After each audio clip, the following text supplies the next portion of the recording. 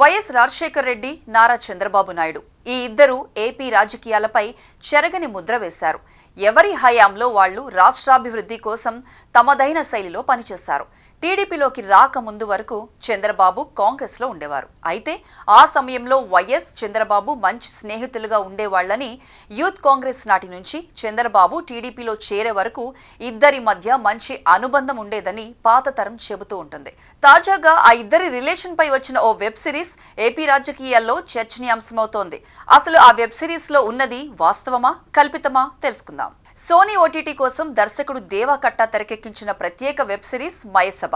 ఇందులో హీరోలు ఆది పినిశెట్టి, చైతన్యరావు వేసుకున్న గెటప్స్, పాత్రల తీరు చూస్తే చంద్రబాబు నాయుడు, వైఎస్ రాజశేఖర్ రెడ్డి గుర్తుకు వస్తారు.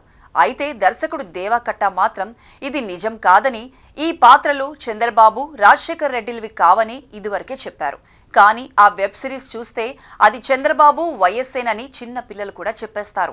ఉమ్మడి ఆంధ్రప్రదేశ్ రాజకీయాల్లో చంద్రబాబు, వైఎస్ రాజశేఖర రెడ్డిల రాజకీయ ప్రయాణాన్ని మయసభ వెబ్ సిరీస్ లో చూపించారు. ఈ పాత్రలను ఆది పినిశెట్టి, చైతన్యరావు పోషించారు. 70, 80, 90 దశకాల్లో ప్రభావం చూపిన పలువురు నేతల పాత్రలు కూడా ఇందులో ఉన్నాయి. ఒక్కరికి మాత్రమే కాకుండా అందరికీ సమానంగా ప్రాధాన్యం ఇచ్చేలా మేకర్స్ చూపించారు. ఈ సిరీస్లో ఎక్కువగా ఆశ్చర్యపరిచిన అంశం చంద్రబాబు, వైఎస్ల స్నేహం. నిజంగా వీరిద్దరూ రాజకీయ జీవితం ప్రారంభంలో కాంగ్రెస్ పార్టీలోనే మిత్రులు. తర్వాత చంద్రబాబు తెలుగుదేశంలోకి వెళ్లడంతో దారులు వేరయ్యాయి. కానీ సిరీస్లో మాత్రం వీరు మొదటి నుంచి ఒకరికొకరు సహకరించుకున్నట్లు, వేరే పార్టీల్లో ఉన్నప్పటికీ ఒకరికి ఒకరు సహాయం చేసినట్లు చూపించారు. ఇది పూర్తిగా వాస్తవం కాదని రాజకీయ విశ్లేషకులు అంటున్నారు.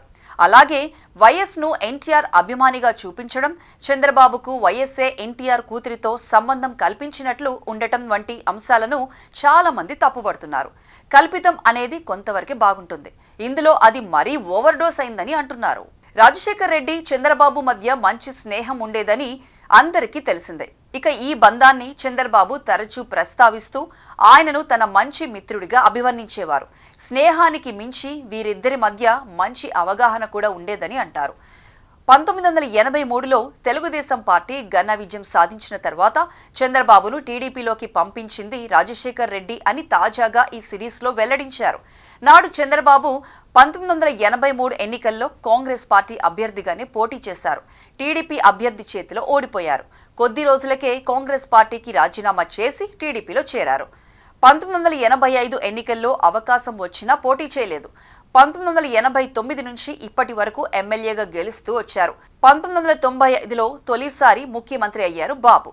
1999లో రెండోసారి అధికారంలోకి వచ్చారు. ఇక 2004లో మాత్రం కాంగ్రెస్ పార్టీ గెలుపొందింది. రాజశేఖర్ రెడ్డి సీఎం అయ్యారు. 2010లో జరిగిన హెలికాప్టర్ ప్రమాదంలో రాజశేఖర్ రెడ్డి మృతి చెందారు.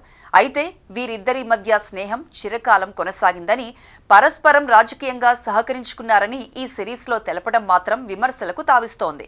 కాంగ్రెస్ పార్టీలో ఒకేసారి ఎమ్మెల్యేలయ్యారు, మంత్రులుగా వ్యవహరించారు. ఇద్దరి మధ్య స్నేహం అనేది కాంగ్రెస్ లో ఉన్నప్పుడు మాత్రమే ఉండేది. బాబు టీడీపీలోకి వెళ్లాక పరిస్థితి మారింది. అసెంబ్లీలో కూడా మాటల యుద్ధం జరిగింది. ముఖ్యమంత్రి పదవి కోసం గట్టి పోరాటమే జరిగింది. కానీ వెబ్ సిరీస్ లో మాత్రం ఆ ఇద్దరు ప్రాణమిత్రులు అన్నట్లుగా చూపించడం, ముఖ్యంగా చంద్రబాబును రాజశేఖర్ రెడ్డి నడిపించినట్లు ఉండటంతో తెలుగుదేశం శ్రేణులు విమర్శలు చేస్తున్నాయి. కాంగ్రెస్ పార్టీలో చేరిన తొలినాళ్లలో వైఎస్ తాను మంచి మిత్రులు అని, ఇద్దరూ కలిసి ఒకే గదిలో నిద్రించిన సందర్భాలు అనేకమున్నాయని చంద్రబాబు గతంలో పలుమార్లు చెప్పారు. గతంలో అన్స్టాపబుల్ షోలోనూ తమ స్నేహం గురించి ప్రస్తావించారు చంద్రబాబు. మీ బెస్ట్ ఫ్రెండ్ ఎవరు అని బాలకృష్ణ అడిగిన ప్రశ్నకు వైఎస్ రాజశేఖర్ రెడ్డి అని బదులిచ్చారు బాబు. తన రాజకీయ, వ్యక్తిగత జీవితానికి సంబంధించిన విషయాలను ఆ ఇంటర్వ్యూలో ప్రస్తావించారు. స్నేహం ఉన్న మాట వరకు వాస్తవమే అని చంద్రబాబు చెప్పారు. కానీ లేనిపోని కల్పితాలు యాడ్ చేసి వెబ్ సిరీస్ తీయడంతో టీడీపీ శ్రేణులు ఫైర్ అవుతున్నారు. దేవా కట్టా సాధించిన విజయం ఏంటంటే సమతుల్యత. ఇద్దరు నాయకుల వ్యక్తిత్వాలను ఎక్కడా ఎక్కువ తక్కువ చేయలేదు, కించపరచలేదు. వాళ్ల నాయకత్వ లక్షణాల మీదే ఎక్కువ ఫోకస్ చేశారు. కృష్ణమనాయుడు టీడీపీలో చేరడంతోనే కథ ఆగింది కాబట్టి సెకండ్ సీజన్లో ఎన్టీఆర్ పాలన దగ్గర నుంచి ఇంకా చాలా విషయాలుంటాయి.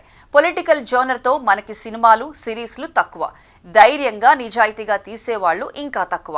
దర్శకుడు దేవకట్ట ఆ పని చేశారు, కానీ కల్పితాల డోస్ కాస్త ఎక్కువైంది. రాజకీయాల్లో స్నేహితులు శత్రువులవుతారు, శత్రువులు స్నేహితులవుతారు, కానీ స్నేహితులే శత్రువులై ఇద్దరు ముఖ్యమంత్రులు కావడం తమిళనాడులో కరుణానిధి ఎంజీఆర్ కు జరిగింది.